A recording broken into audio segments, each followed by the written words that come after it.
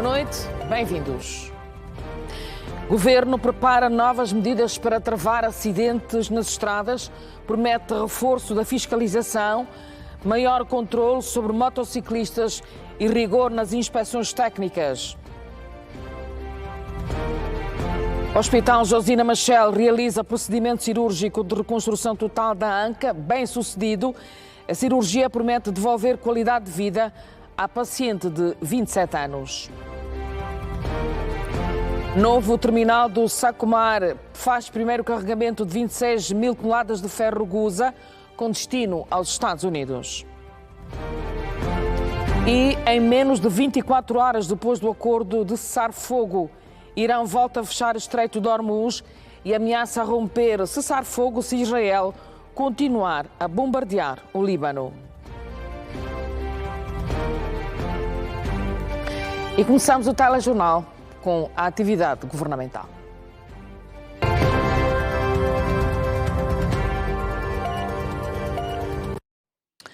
O Executivo angolano está a preparar novas medidas para travar os acidentes nas estradas nacionais. O reforço da fiscalização, maior controle sobre os motociclistas e a expansão das inspeções técnicas estão entre as ações anunciadas pelo Governo.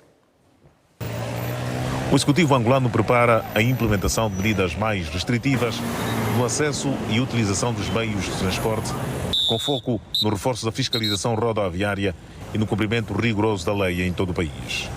A decisão foi avançada no fim da primeira sessão ordinária do Conselho Nacional de Viação e Ordenamento do Trânsito, orientada pela Vice-Presidente da República, Esperança Maria da Costa, numa altura em que a sinistralidade rodoviária continua a preocupar as autoridades.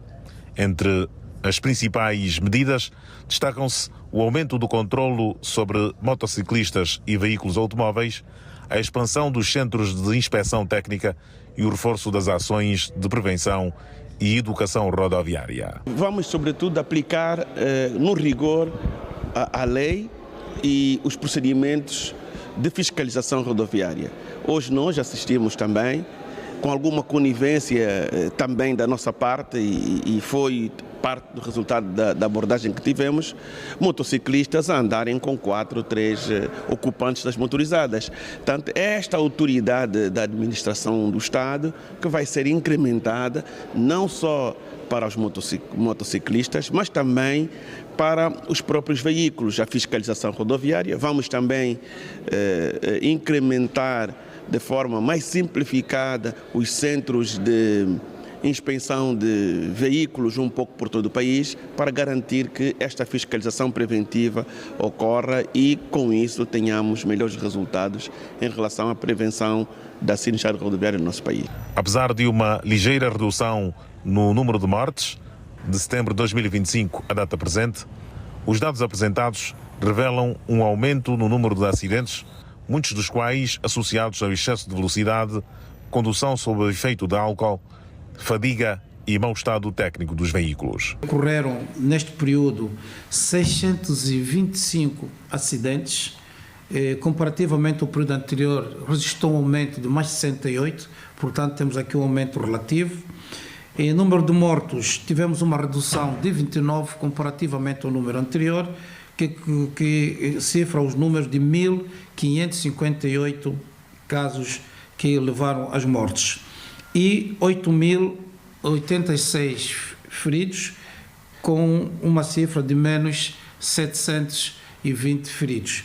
Importa aqui referir que, apesar de se verificar uma redução relativa de 29 mortos, houve acidentes que tiveram um grande impacto a nível da cidade, a nível do país.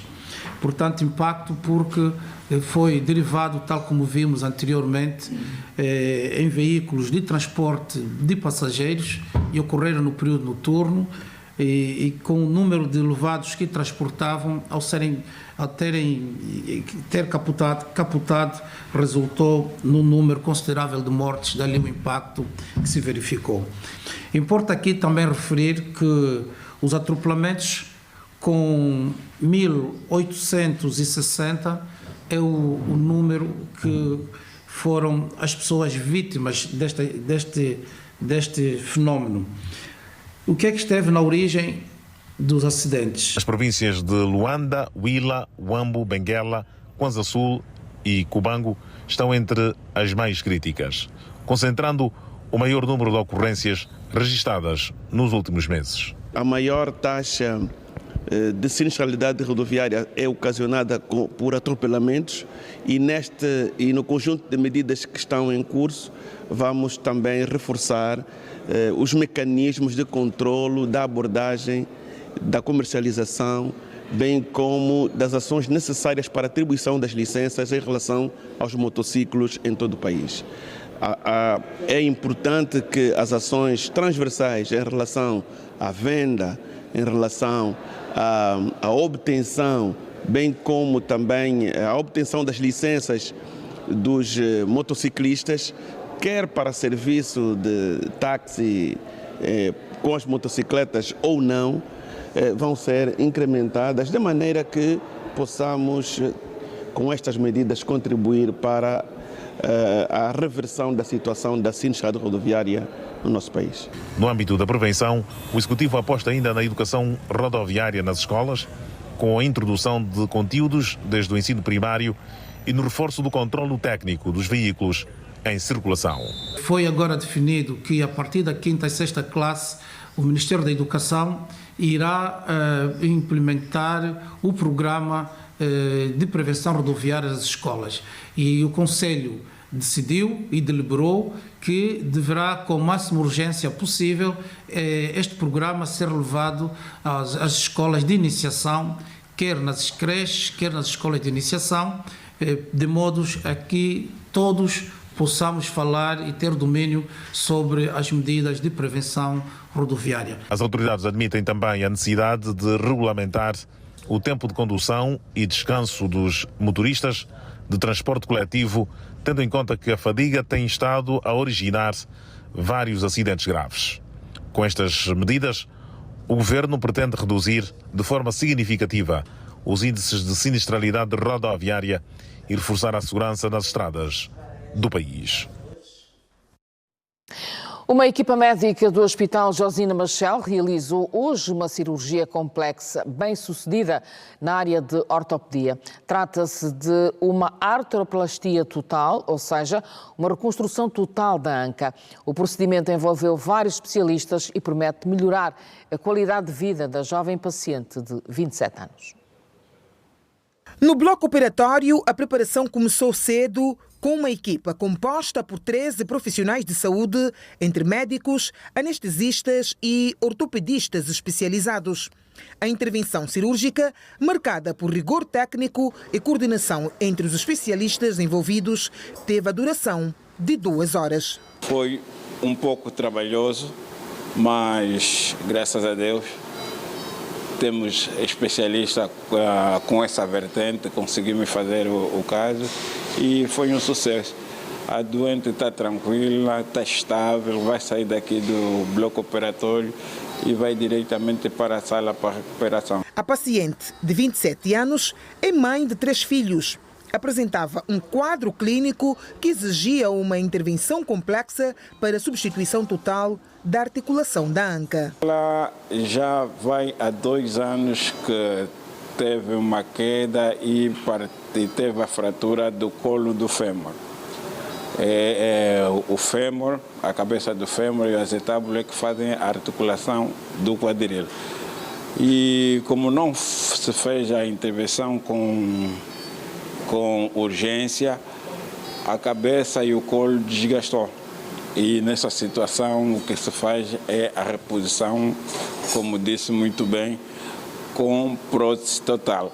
Se ela tivesse 75 ou 80 anos, então podíamos fazer uma prótese parcial. Essa sim nós já fizemos chegar. Mas o que nós fizemos é reposicionar a articulação artificialmente com o acetábulo e a cabeça do fêmur. Esta é a primeira cirurgia de alta complexidade realizada no Hospital Josina Machel.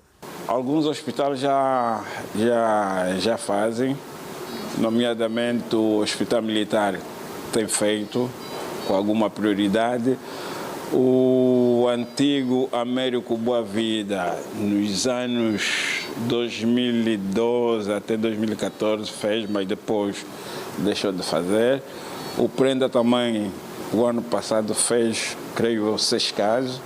E o que mais faz com alguma prioridade é o Hospital Geral de Cabinda. Mas no nosso caso é a primeira vez. A paciente encontra-se agora em fase de recuperação sob medicação médica com perspectivas positivas de melhoria da sua qualidade de vida. E viramos a página no telejornal. Começaram hoje em Luanda as jornadas científicas internacionais do Tribunal de Contas.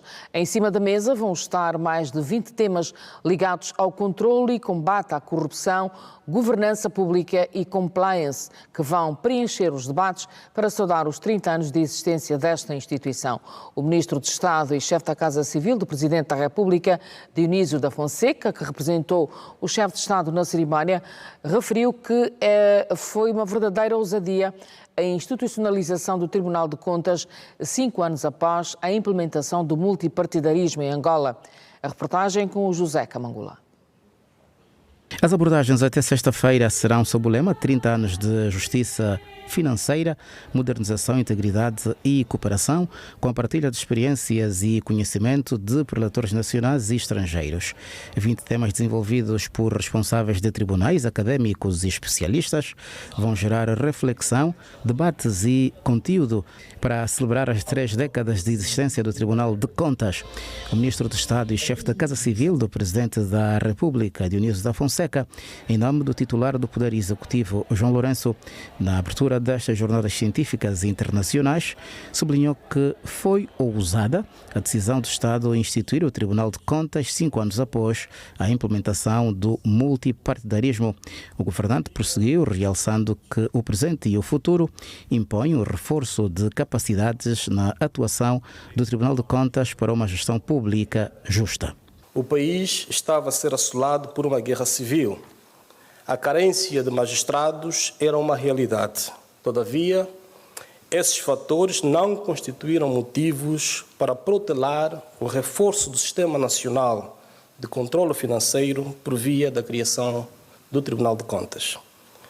A promoção da transparência e a responsabilidade na gestão dos recursos do Estado ecoou mais alto. O Tribunal de Contas foi institucionalizado como órgão judicial de controle externo, independente, com a responsabilidade de exercer com eficácia e eficiência a fiscalização das finanças públicas.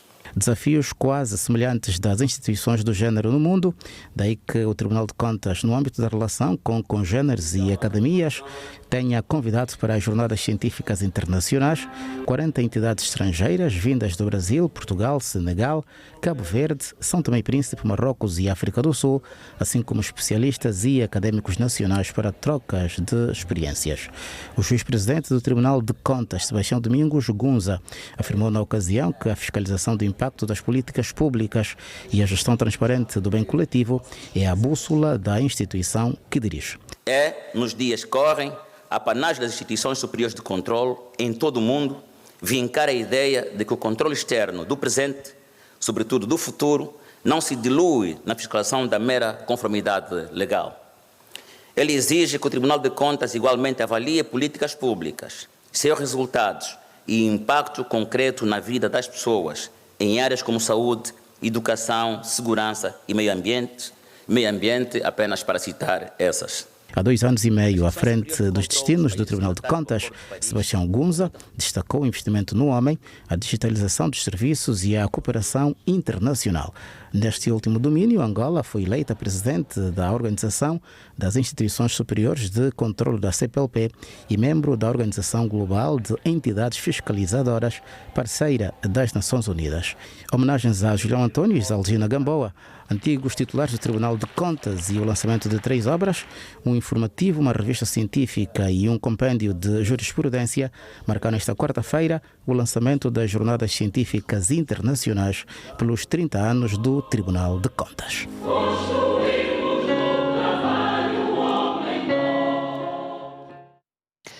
O Presidente da República, João Lourenço, felicitou hoje em nome do Governo de Angola e no seu próprio Ton Lam, presidente eleito da República Socialista do Vietnã. O chefe de Estado angolano está convicto de que, sob o seu mandato, o Vietnã continuará a dar passos importantes no caminho do desenvolvimento, que é hoje uma realidade plausível e fortemente apreciada por Angola e pela comunidade internacional em geral. Na mensagem, o presidente João Lourenço escreve que, em presença dos laços históricos e de amizade que unem os dois países, têm ambos a responsabilidade de tudo fazer para ampliar as relações de amizade e de cooperação existentes, profundamente examinadas nos contactos recentes realizados ao mais alto nível, e torná-los num fator impulsionador da melhoria geral das condições de vida dos povos de Angola e do Vietnã. Por fim, endereça os seus melhores votos de boa saúde, bem-estar pessoal e de sucesso no cumprimento da função para a qual foi eleito o novo presidente do Vietnã. Lê-se na mensagem do Presidente da República, João Manuel Gonçalves Lourenço.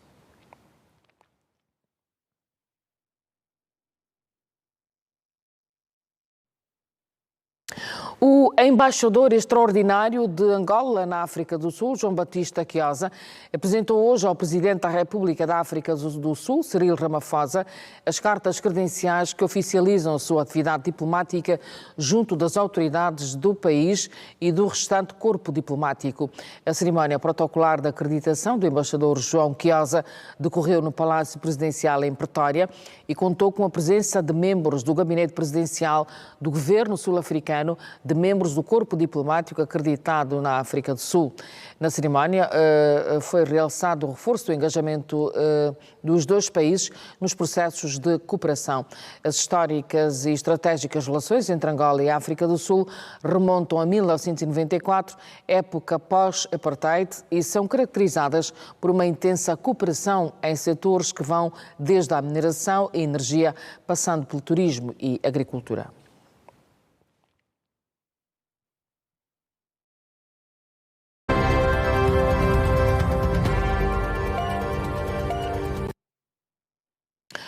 O Serviço de Proteção Civil e Bombeiros fez hoje o balanço da chuva dos dias 4 e 5 de abril em Benguela. O número de vítimas mortais passou agora para 26 e mais de 500 casas estão destruídas. São os números finais da chuva que caiu por quase toda a extensão da província de Benguela nos dias 4 e 5 de abril. O balanço que nós fazemos dos 2 dias de chuvas intensas que tivemos é lamentar a morte de 26 cidadãos. Tivemos também 15 feridos. Relativamente ao número de casas que foram afetadas, nós tivemos um total de 577 casas desabadas e 117 casas danificadas. Tivemos também a queda de 32 árvores nas vias públicas e 56 postes de transportação de energia. Tivemos também uma ponte que foi severamente afetada. Nos referimos à ponte sobre o rio Alo, que interditou a circulação entre os municípios do Caimbambo e o município do Cubal. E ainda tivemos mais de 130 hectares de terras cultivadas destruídas, fruto das enxurradas dos dias 4 e 5 de abril. Joaquim Vaz Monteiro é um dos agricultores afetados. Temos aqui 400 metros de muro partido, temos plantas danificadas e temos o sistema de bombagem parcialmente danificado.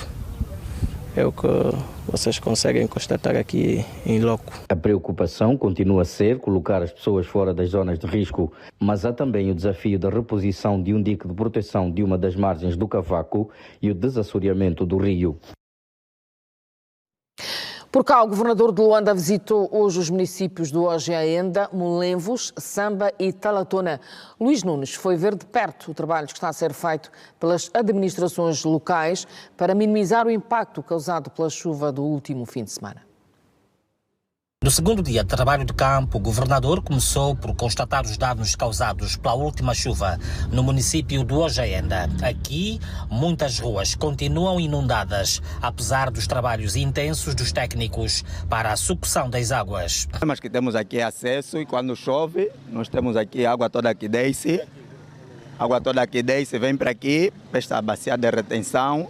E esta chuva que deu, inundou quase aí todos os moradores. Já temos o projeto feito e nós vamos arrancar. Mas temos tantas obras para fazer, agora temos que arranjar as prioridades. Aquela nós vamos arrancar agora. Né? Fomos acabar de ver também a vala de drenagem lá ao pé do mar. Né? Nós também vamos apoiar. A administração já fez o trabalho dela, que fez um grande trabalho ali a nível da recolha do lixo. Agora, isto eu continuo sempre a fazer um apelo às nossas populações que também têm que ajudar. O Largo da Borracheira, Rua do Porto Santo e a Vala do Cancún fazem parte dos pontos críticos no Ojaenda. O município dos Molenvos também mereceu a atenção do número 1 da capital do país. Aqui, a preocupação maior prende-se com o surgimento e agravamento de ravinas que, em muitos casos, já ameaçam engolir residências. Desde que começamos a reclamar esta ravina, até hoje, o ano antepassado, morreu um menino de 14 anos, estava a sair na escola, escorregou-se e passou mesmo por aqui. Esta ronda que nós estamos a fazer é para ver os estragos que as enxurradas causaram nos municípios. Portanto, o aumento da ravina já existente, é o caso desta, que aumentou substancialmente o tamanho e o perigo, porque isto pode levar uma próxima enxurrada muitas casas atrás. Vocês viram já que ela está mesmo no limite. Porque a nossa preocupação principal são as pessoas. E nós vamos dar o apoio, né, que nós pudermos dar. Portanto, mas isso é a proteção principal.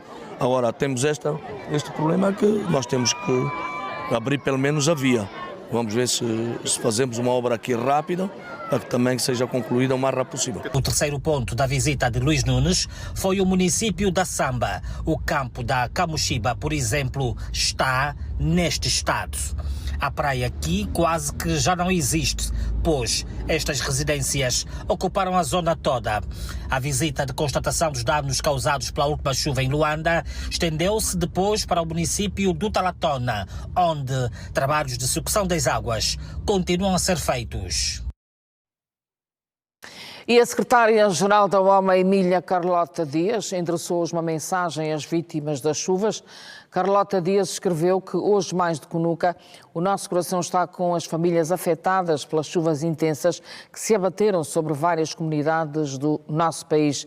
A dor das mães que perderam os seus bens, a angústia das famílias desalojadas e o sofrimento das crianças e idosos tocam profundamente a sensibilidade da nossa organização, refere Carlota Dias na nota. Secretária-geral da OMA reitera o apoio para com as famílias que foram atingidas por este flagelo natural. E a seguir olhamos para a previsão do tempo.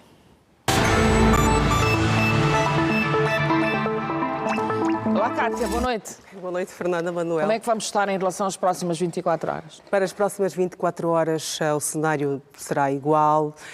Vamos ter chuva em quase todo o território nacional. Aqui destacar também o calor intenso sentido nas cidades de Caxito e Catete. Isto devido a altas temperaturas registradas. De resto, é um cenário que vamos continuar a sentir. Luanda fica de fora. Luanda está de fora. Pronto. Vamos ver no da mapa. chuva ou do tempo? Da chuva. Da temperatura. Da chuva, não. Amanhã vamos ter previsão de chuvisco. Chuva fraca. Sim, exatamente, chuva fraca. Mas vamos conferir no mapa, vamos, Cátia. sim. Vamos à previsão do tempo para as próximas 24 horas. Os dados são fornecidos pelo INAMET. Prevê-se maior disponibilidade e umidade relativa do ar em quase todo o território nacional. Os valores variando entre 70% a 100%. Vamos olhar para a primeira região. Estamos a falar da região norte do país. para as próximas 24 horas. Cabinda com chuva moderada, podendo ser localmente forte, maior parte das cidades com chuva fraca moderada e probabilidade de trovoada isolada. As restantes cidades dividem-se em chuva fraca e chuvisco. Aqui destacar a máxima de 35 graus para a cidade de Cachito, é a maior da região. Vamos olhar aqui para o centro do país também, para as próximas 24 horas, todas as cidades, excepto Luena, com chuva fraca moderada e probabilidade de trovoada isolada.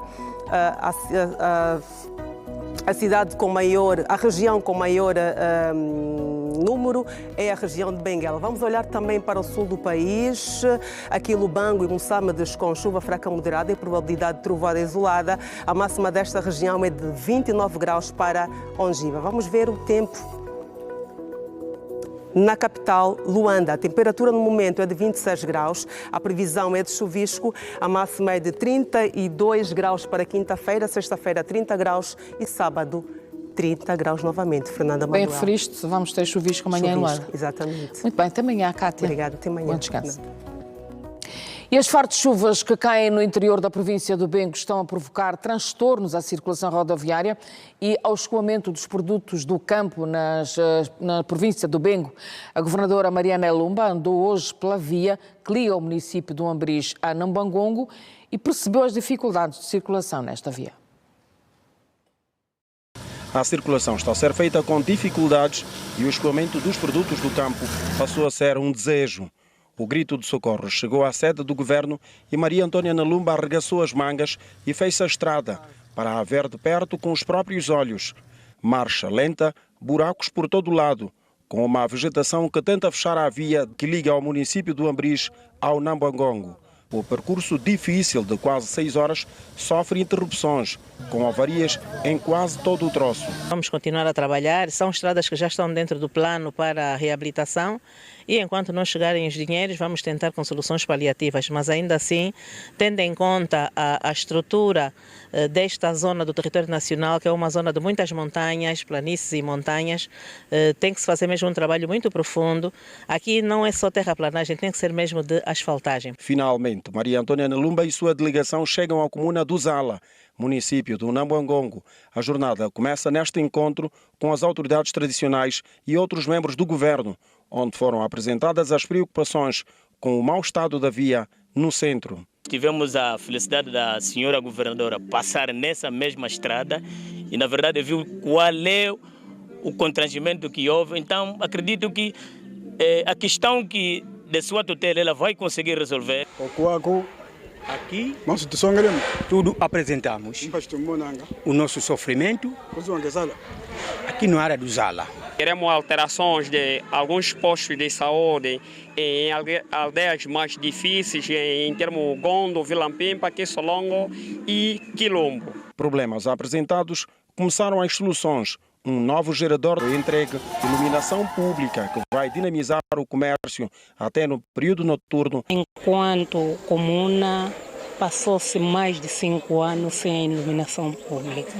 Pois, pela graça, a sua excelência, a senhora governadora, conseguiu ouvir o grito da comunidade ou da população. A isto nós então agradecemos. A saúde também chegou à comunidade através desta feira, onde mais de 1000 pacientes com patologias diversas foram atendidos. Vai servir também para verificarmos como está a situação sanitária nesta comunidade do Zala e tratarmos aqueles casos que podem ser desde já abordados. E aqueles que necessitam um acompanhamento de mais tempo com os nossos técnicos aqui e os medicamentos aqui, então eles vão poder acompanhar e os nossos utentes até que portanto, a sua situação de saúde seja restabelecida. E porque a cultura fortalece a nação.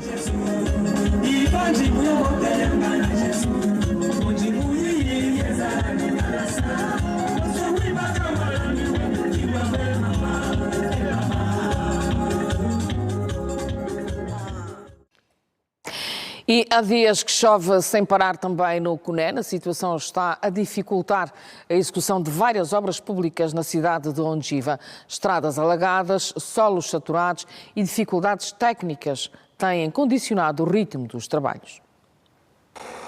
As dificuldades no terreno marcam o dia-a-dia dos empreiteiros responsáveis pelas obras em curso na cidade de Ondjiva.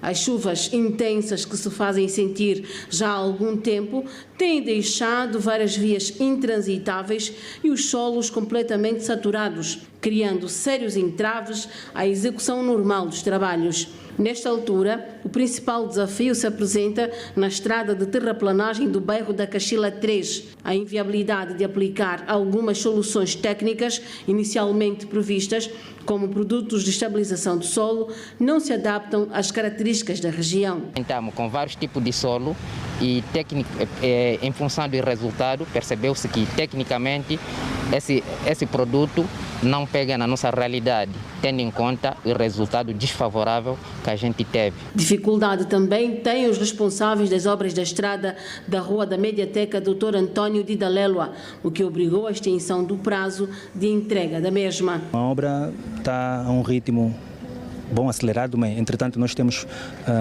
constrangimentos no fornecimento de material, concretamente a brita, que faz o conjunto da argamassa, o betão, mas já temos betonado a primeira fase do troço direito, a faixa direita. A segunda fase temos a armadura, toda ela totalmente nos 272 metros, e só aguardamos para a chegada do betão. Apesar disso, há registros de progressos significativos. Algumas empreitadas já atingiram cerca de 90% de execução física, enquanto outras rondam os 75%. Desde 2024, anos mais próximos, que temos a cidade a ser fustigada pelas chuvas torrenciais e temos a maior parte das vias danificadas e intransitáveis. E o governo provincial do Cunene lançou mangas ao trabalho de reparação destas vias e terraplanagem de outras. O trabalho que nós visitamos hoje está adiantado, para dizer que é satisfatório a execução física das obras que nós visitamos. Para os projetos com maior complexidade ou atrasos, como determinadas vias estruturantes, a previsão aponta para sua conclusão até o mês de junho, dependendo essencialmente da regularização dos pagamentos e da melhoria das condições meteorológicas. Acreditamos que até 30 de abril teremos já algumas vias abertas, concluídas. Temos outras que ainda estão numa execução de 75%, mas o trabalho está sendo executado. Temos algumas paradas das obras por causa das chuvas que se abatem sobre a cidade e a província toda. O roteiro da visita da governadora provincial de Cunene contemplou diversos pontos estratégicos da cidade de Ondjiva, com destaque para as obras de terraplanagem do bairro Cafito 1, intervenções na Rua da Valmi, no bairro dos Castilhos, bem como a construção de uma escola de 24 salas de aula no bairro Ecuma. A agenda incluiu igualmente a requalificação do Stop 4, uma área de grande circulação urbana, além de espaços de lazer, como jardins do aeroporto e da administração municipal de Coinhama. E o Telejornal faz aqui o seu primeiro intervalo. Já sabe, regresse connosco para a segunda parte. Até já.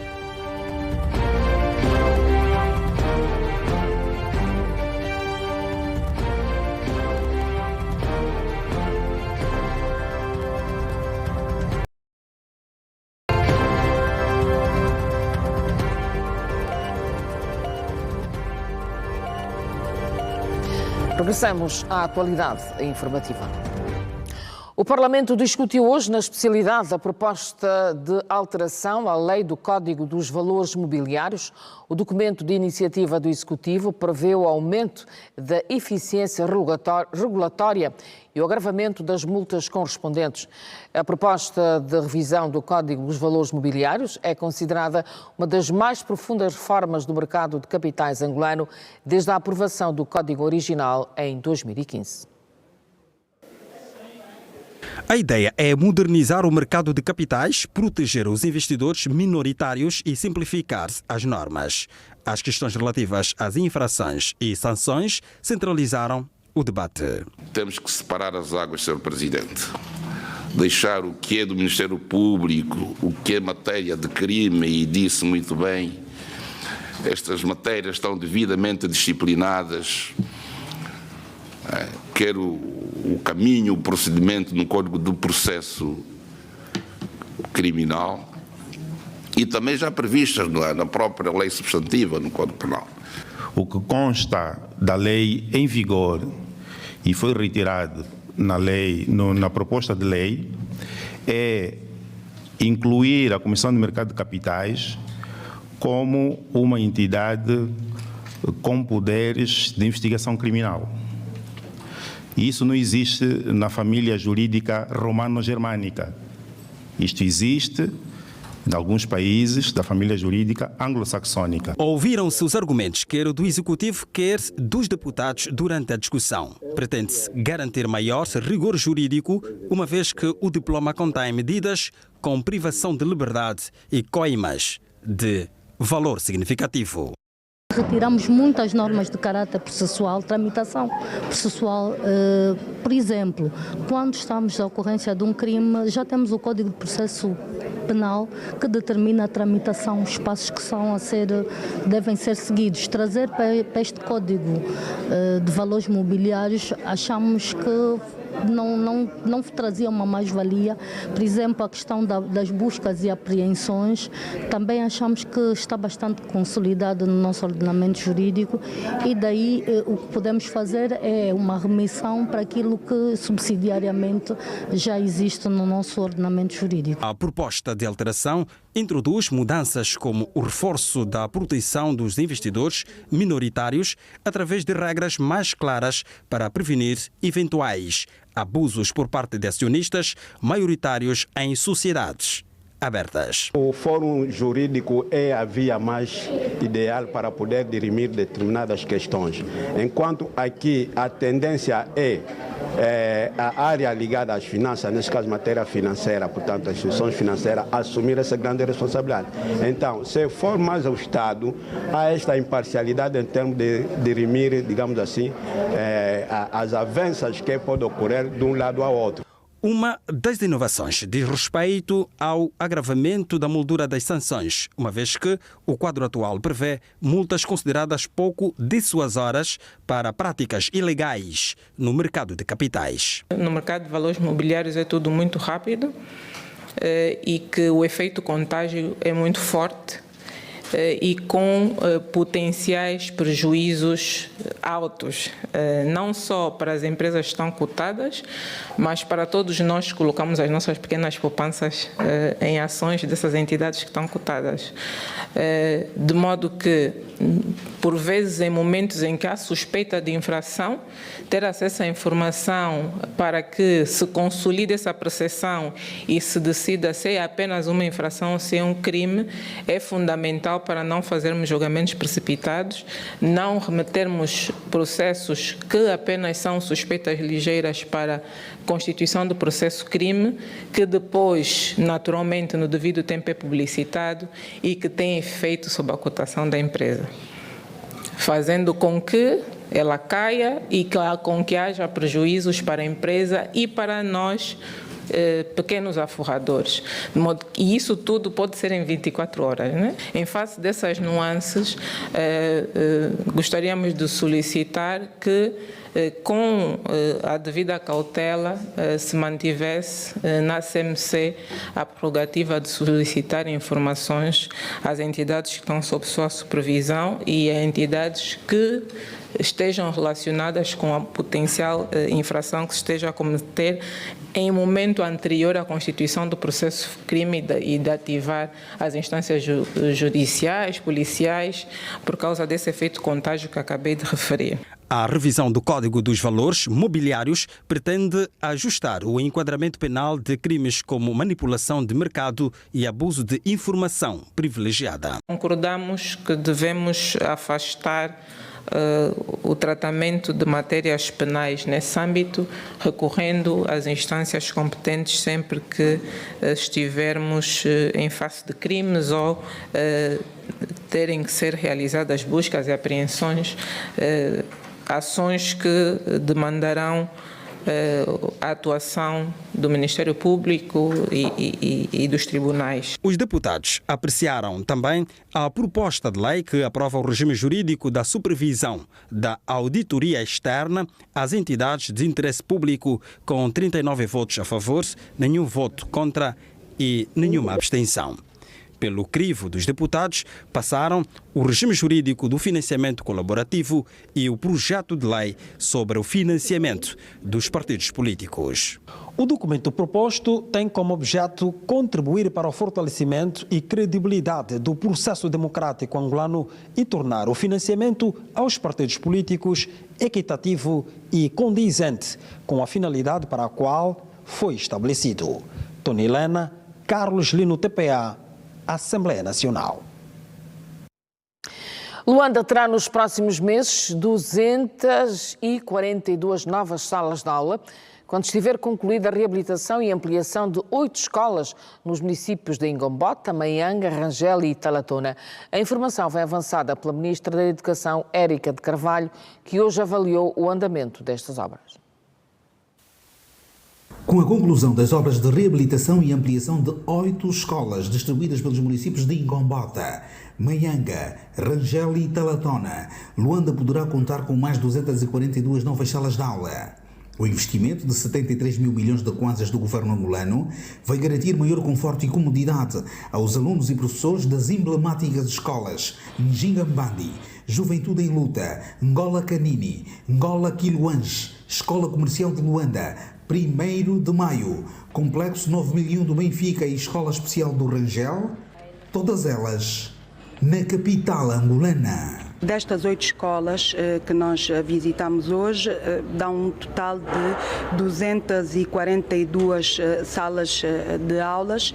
Portanto, estamos a falar de salas que vão receber cerca de 29.040 alunos, para um investimento de 73 mil milhões de kwanzas. As empreiteiras estão a comprometer-se já com um tempo de antecedência, tendo em conta aquela que é a nossa preocupação e a nossa solicitação, no sentido de termos as escolas disponíveis para receber os alunos para o ano letivo que começa em setembro. Portanto, nós queremos acreditar que há este compromisso, que há esta garantia por parte das empresas. Sobre a Escola Especial do Rangel, abriu-se um parênteses ao impacto que a mesma trará à comunidade em sede da obrigatoriedade de inserção de mais crianças com necessidades educativas especiais no sistema normal de ensino. Dá-nos o conforto também do empreiteiro se ter comprometido a entregar a escola para a abertura do ano letivo que começa em setembro. Prevê já um conjunto de acessibilidades que antes no projeto inicial não havia e portanto queremos acreditar que esta escola é o início de muitas outras escolas inclusivas que nós vamos ter a oportunidade de construir em todo o país, porque de facto precisamos de mais escolas inclusivas. Duplicam-se o número de salas de aula e com isso a necessidade de mais recursos humanos. Entretanto, o Executivo angolano também já pensou nisso. De facto, também era uma das preocupações que nós tínhamos, portanto, não só para estas 8 escolas, mas para um conjunto de escolas mesmo que já estão concluídas e apetrechadas no âmbito do PIM. Tínhamos essa preocupação, mas tivemos o conforto já do titular do Poder Executivo, que inicialmente previa-se um concurso externo para 6 mil professores, mas com a autorização do titular do Poder Executivo, portanto, houve aqui um acréscimo de mais 3 mil. Estamos a falar de um concurso externo para 9 mil agentes de educação e aqui estamos a falar de pessoal docente e não docente que, no fundo, vão assegurar o funcionamento destas escolas. As escolas que terão uma capacidade conjunta para mais de 29 mil alunos vão dispor de salas modernas, laboratórios diversos, quadras desportivas, ginásios, bibliotecas e auditórios. Um ganho imensurável na ótica dos futuros beneficiários. Já dá aqui para ver que logo a escola vai estar boa e vai dar aqui para nós dar a continuação a estudar. A Ministra da Educação deixou o seu gabinete para constatar em loco o grau de execução física das empreitadas, que grosso modo andam entre os 40% e 65%. Aconteceu hoje em Moçambique o lançamento do projeto Namibe Verde, uma iniciativa que pretende inverter o atual quadro de devastação ambiental e travar o avanço das areias naquela região do país. Nos próximos 5 anos serão plantadas mais de 400 mil mudas de árvores sustentáveis em 4 municípios do Namibe. No majestoso deserto mais antigo do mundo, destaca-se a reserva parcial do Namibe e o Parque Nacional do Iona. Entretanto, cerca de 2.000 km² foram catalogados como estando em elevada desertificação. Para inverter o atual quadro, foi feito o relançamento do projeto Namibe Verde, um gesto que valoriza a proteção dos ventos fortes e o avanço das areias nesta região. O sucesso deste projeto dependerá também da adoção do mesmo pelas empresas, pelas associações ambientais, pelas escolas, pelos organismos da sociedade do Namibe. Da nossa parte, contem com toda a entrega, toda a força e toda a vontade nesta parceria.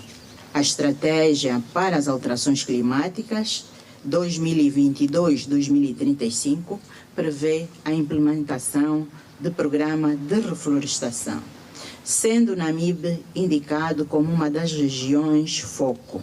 Em 5 anos, pretende-se plantar 400 mil árvores em 4 municípios, reforçar as agroflorestas, capacitar as comunidades e gerir o ambiente. Para garantir a sustentabilidade deste projeto, o projeto irá usar plantas nativas, contar com soluções de rega locais e comprovadas, bem como envolver fortemente a participação das comunidades locais. Para o governo do Namibe, a iniciativa está focada na promoção do ecoturismo sustentável, a conservação da biodiversidade e a criação de postos de trabalho para as comunidades locais. O projeto Namibe Verde representa uma iniciativa estruturante e de grande alcance para a nossa província.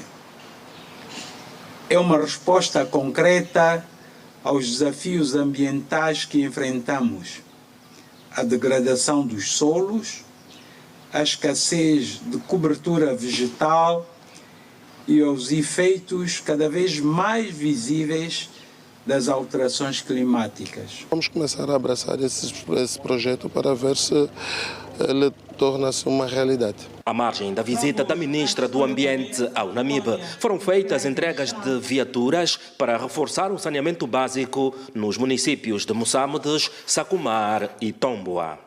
O projeto Namibe Verde foi lançado em novembro de 2021 pelo Presidente da República, João Gonçalves Lourenço.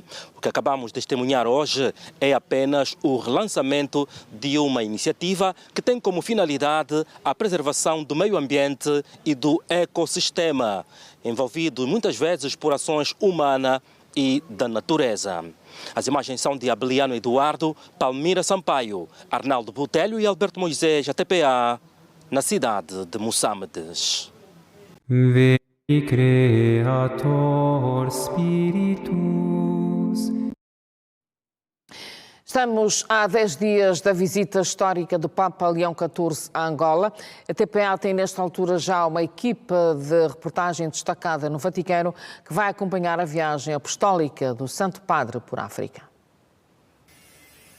O nosso itinerário começou no aeroporto Dr. António Agostinho Neto, província de Icolo e Bengo. Um percurso que nos consumiu mais de 10 horas de viagem. Lisboa, Portugal, foi apenas a nossa escala para um destino que nos fez chegar até a Itália. O relógio assinalava meia-noite, hora local. Com a temperatura a rondar os 10 graus centígrados, Roma recebeu-nos com um clima nublado. Percorremos 33 quilómetros do aeroporto até a cidade. O dia seguinte foi para contactos com o Vaticano a fim de alinhar aspectos burocráticos. Vamos integrar um grupo de jornalistas que com o Papa Leão XIV vão fazer o périplo por África. 4 países foram selecionados: Angola, Argélia, Camarões e Guiné Equatorial. Estamos a falar de um Papa que, pela primeira vez desde o início do seu pontificado, presidiu as celebrações do Tríduo Pascal. Angola vai receber pela 3ª vez um Papa, caso para dizer que o nosso país começa a entrar para o roteiro papal. Edilson Pedro e Chiesa Silvestre, no Vaticano. Veni Creator Spiritus. E temos o último intervalo do Telejornal.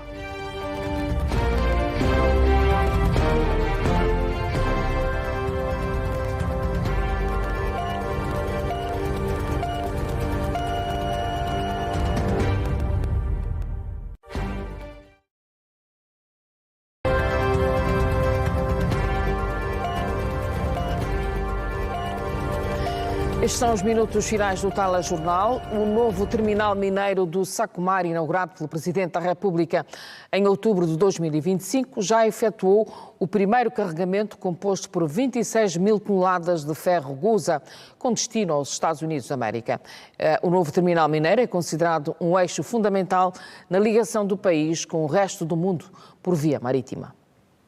Cerca de 26 mil toneladas de ferro gusa estão a ser carregadas no navio com o objetivo de serem exportadas para os Estados Unidos da América. O processo de carregamento do navio proveniente da China vai durar 6 dias pela capacidade de atracagem do novo terminal.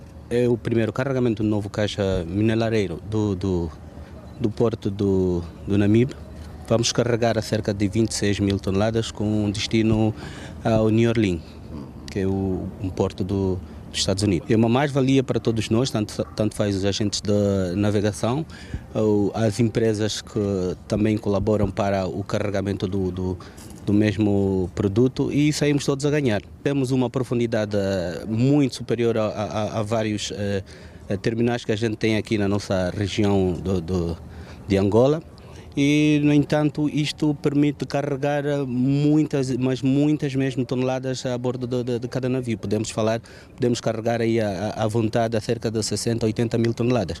O novo terminal mineiro do Sacomar foi inaugurado pelo Presidente da República, João Lourenço, a 10 de outubro de 2025. Os investimentos feitos nesta região do país começam agora a gerar retorno para a dinamização quer da economia, como também da interligação marítima desta região com o resto do mundo. Houve um investimento feito pelo Executivo e que é investimento avaliado em muitos milhões de dólares, tanto para esse terminal como outro terminal que está ali na margem sul.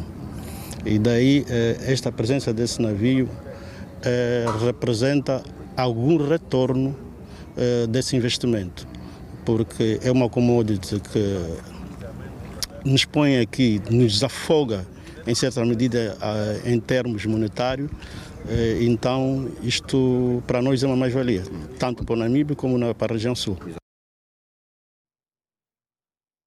Foi criada na província do Cubango a unidade técnica do Comitê de Gestão Coordenada de Fronteiras. Os municípios do Calai, Coangar e Mavinga, no Cubango, partilham a fronteira com a Namíbia, prometem reforçar os mecanismos de controle e entrada de saídas de cidadãos nacionais e estrangeiros e também de mercadorias de um ponto para o outro. Cristina Moengo é, a partir de agora, a coordenadora da Unidade Técnica Local do Comitê de Gestão Coordenada de Fronteiras do Cubango. A presente alteração resulta daquela que é a necessidade de garantir o reforço operacional da atuação dos órgãos de fronteira, no sentido de, por um lado, trazer a perspectiva da facilitação do comércio, permitir que as pessoas entrem, saiam das nossas fronteiras com toda a simplicidade e as mercadorias de forma célere e, por outro lado, assegurar a prevenção e combate aos ilícitos. A província do Cubango partilha uma vasta fronteira terrestre e fluvial com a República da Namíbia através dos municípios do Calai, Coangar e Mavengue. A mobilidade é limitada e estamos nós para contrariar este limite e efetivamente garantirmos a segurança quer de pessoas como de bens nos fluxos transfronteiriços e trazermos, portanto, para a realidade do nosso país os melhores benefícios na proteção do nosso património, das nossas pessoas. Portanto, é o que nos cabe nesta missão. Queremos contar com a vossa experiência, o vosso conhecimento e, sobretudo, o vosso espírito de missão para assegurar que as questões de promoção do comércio transfronteiriço sejam salvaguardadas. Primeiro, garantir que os residentes fronteiriços beneficiem efetivamente das medidas orientadas para que, quer do nosso lado, como do lado da Namíbia, os que vivem no raio de até 10 km no interior de cada território, beneficiem das disposições que existem. A cerimônia de apresentação que aconteceu no Salão Nobre do Governo do Cubango, em Menongue, foi testemunhada pelos membros do governo local, onde foi igualmente apresentado pelo secretário central do Comitê de Gestão Coordenada de Fronteiras, Braulio Fernandes, o delegado do Ministério do Interior, o comissário José Chinhama, como coordenador adjunto.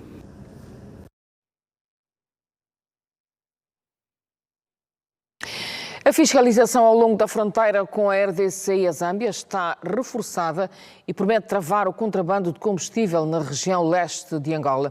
A Comissão de Ordenamento do Comércio no Mochico reuniu com os operadores de revenda de produtos petrolíferos e reforçou o apelo para a necessidade de se desconcentrar os postos de abastecimento de combustível no município do Luau.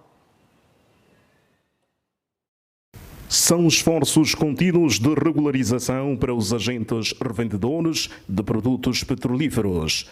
A saída do combustível nos postos de abastecimentos e depósitos do município fronteiriço do Luau tem influenciado a prática ilícita focada ao desvio de gasolina e gasóleo para os países vizinhos. 4 postos de abastecimento de combustíveis que se encontravam na classificação final de avaliação parcial e os 19 postos se encontram na classificação da avaliação da comissão de irregulares. 3 cisternas que nem tinham bombas, nem tinham documentação nenhuma e entravam apenas para o efeito de contrabando. Situação que, de certa forma, nos motivou a tomar tantas outras medidas administrativas. A Comissão de Ordenamento Comercial do Mochico Leste reuniu-se com as empresas revendedoras de combustível e seus derivados no âmbito da organização e fiscalização das medidas de redução de produtos contrabandeados. E não é de todo bom tom termos 67 bombas de combustível no município do Luau e termos apenas uma bomba de combustível no município do Nanacandundo, por exemplo, e não termos nenhuma bomba, se calhar, no município aqui próximo do Luacano. Portanto, não podemos concentrar todo este investimento a nível do município do Luau, por um lado. Por outro lado, também temos prejudicado a nossa população. Angola, ou seja, Luau não é uma parte diferente do território de Angola. A lei angolana é abrangente para todo o território. O preço do combustível é vigiado, mas os camaradas praticam a venda do combustível com outro preço, com critérios que eu desconheço e que apenas violam o estabelecido pela lei. Nos últimos 3 meses foram apreendidas várias quantidades de combustível contrabandeado na província do Mochico Leste, que resultou na detenção de cidadãos angolanos envolvidos em vários esquemas. Todos nós sabemos que o município do Luau é um município pequeno. Não tem muitas viaturas aqui neste território. Então, a medida veio no momento certo, manda governador. Nós estamos prontos, estamos em prontidão para que essa ordem, essa medida seja cumprida na totalidade. O grupo de apoio à Comissão de Gestão das Fronteiras continua engajado na redução do impacto do contrabando de combustível nesta parcela do território nacional. Só em março de 2026 foram apreendidos mais de 69 mil litros de combustível que tinha como destino a República Democrática do Congo. Compensação de todo o esforço. O jornalista Gonçalves Angica ouviu histórias de 4 jornalistas do Mochico e um de Benguela, de quem ouviu histórias e memórias históricas de uma Angola renascida. Ernesto Ramiro e Estevão Jorge, da Televisão Pública de Angola, Aurélio Jonas, da Rádio Nacional de Angola e David José, da Angola Press.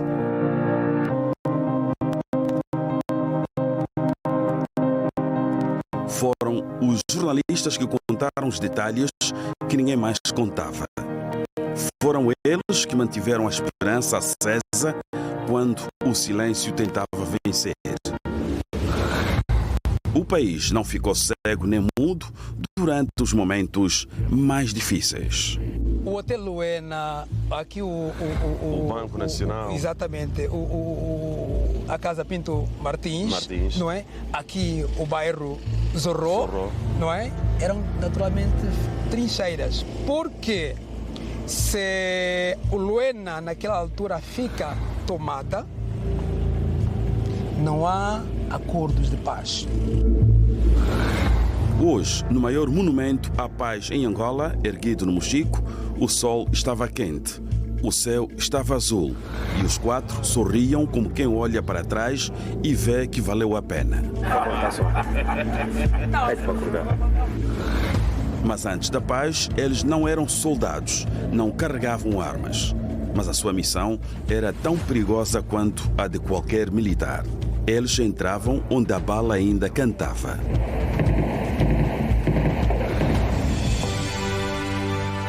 Falavam com quem já tinha perdido tudo. Filmavam, escreviam, gravavam. E cada notícia que mandavam para o país era como um grito. Ainda há gente viva aqui. Ainda há esperança. Nós tínhamos equipas preparadas. E já tínhamos mais ou menos equipamentos um pouco modernos, né? Da nova tecnologia que possibilitavam tanto a gente fazer uma cobertura imediata. Você foi, escreveu e logo lançou.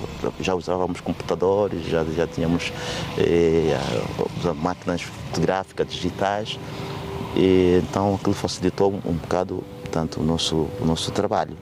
As nossas equipas tanto, eram solidárias. Os órgãos todos eram solidários, não é?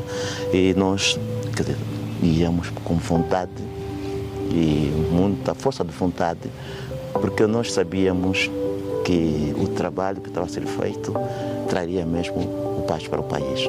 Longas reuniões, na altura no Hotel Luena, onde se fazia essas reuniões, eram longas reuniões que às vezes não chegavam ao consenso. Depois de um tempo, começou-se a um consenso com a administração do território no Luau. Foi o primeiro exemplo que eu senti quase a minha vida, ia perder a minha vida nesse mesmo dia. A primeira reposição da administração do território foi no Luau. Eles celebraram a paz primeiro no Luena, quando o acordo foi assinado. Depois, numa grande cerimónia em Luanda, a capital do país. Mas foi no Mochico que eles se sentiram em casa, porque foi aqui que tudo aconteceu. O começo da guerra e o fim dela. Se não vivesse a paz, nós não estaremos bem. Valeu muito a pena. O que é que essa paz significa para o Mochico? Gostei. Pelo menos eu gostei e as pessoas que eu falo com eles também gostaram da paz, porque é bem-vindo. E nós que vivíamos aquele momento, agora quando lembramos aquilo ficamos tão felizes de ver que afinal, o trabalho que fizemos, o resultado desta paz, desta liberdade que nós vivemos. Foi grande orgulho ter participado deste processo todo. Hoje, os 4 continuam a trabalhar, continuam a contar histórias Mas agora as histórias são de reconstrução, de escolas abertas, de crianças que já não conhecem o barulho de um tiro. E o monumento continua aqui, firme. Lembra a todos os que passam que a paz não caiu do céu. Foi construída por muitas mãos, entre elas de profissionais que seguraram microfones e canetas. Estou orgulhoso por ter participado deste processo, porque nós sabíamos que tínhamos que criar uma cultura de paz para todo o angolano, uma cultura de paz. E quando batizaram a cidade de Luena como a cidade de paz, a capital da paz, a capital de paz, eu tenho estado a dizer sempre aos mais novos, nós vamos começar a transmitir os valores do trabalho que nós fizemos e que trouxe a paz. Eu gostaria que o Luena ou o Angola fosse exemplo de paz para o mundo. No dia 4 de abril, quando o país celebrou o acordo que silenciou as armas, o Mochico já não chorou o passado. Abraçou o futuro, que pode ser cada vez melhor. O Monumento da Paz do Luena representa o passado de dor, o presente de desafios e o futuro de esperanças. Aqui no coração do Luena, a paz não é somente uma palavra, é um legado vivo, uma prova de que depois da tempestade tão longa, o sol da harmonia pode brilhar para sempre. Do leste, onde as marcas da guerra foram substituídas pela pomba da paz, seguimos agora para o litoral sul. Saímos do Mochico até Benguela.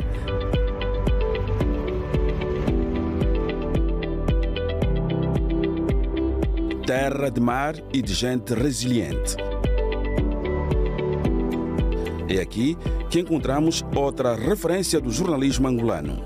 Alguém que trocou a farda de soldado pela caneta e máquina de filmar. Eu tinha aquele tacto, primeiro de chegar, comandante, como é? Está a família e tal. Então vamos conversar, jogar umas cartas à noite. Dormíamos por baixo de abrigos, tinham tanques em cima. Ainda fomos atacados uma vez no Cubal. Um tiroteio conosco lá dentro, acabou de jantar à noite. Jaime Azulay, o jornalista, jurista e escritor que também gosta da música.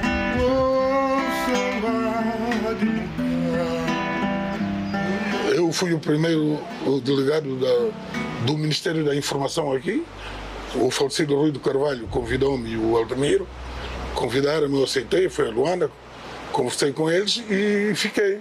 Acumulava o Jornal de Angola como correspondente e a delegação da informação em Benguela. Naquela altura, a informação, né? É, informação. Que evoluiu depois para a comunicação social. Exato. Então, fizemos a cobertura da visita do Papa, depois a guerra estendeu-se para os municípios e eu já estava vocacionado para aquilo, foi naturalmente, porque eu já tinha conhecimentos, era oficial, embora não tivesse formalmente motivo, embora várias vezes quisesse, tu ficas aqui, vestes a farda e já não voltas para lá. Mas pronto, eu já não queria mais a vida militar ativa. E fiquei. Pronto, e fui fazendo naturalmente. Dava-me bem com os militares porque eu já os conhecia. Uma lição de vida e de jornalismo, da voz de quem viu o país renascer, para que a memória seja um alicerce e uma biblioteca viva à disposição de todos os angolanos.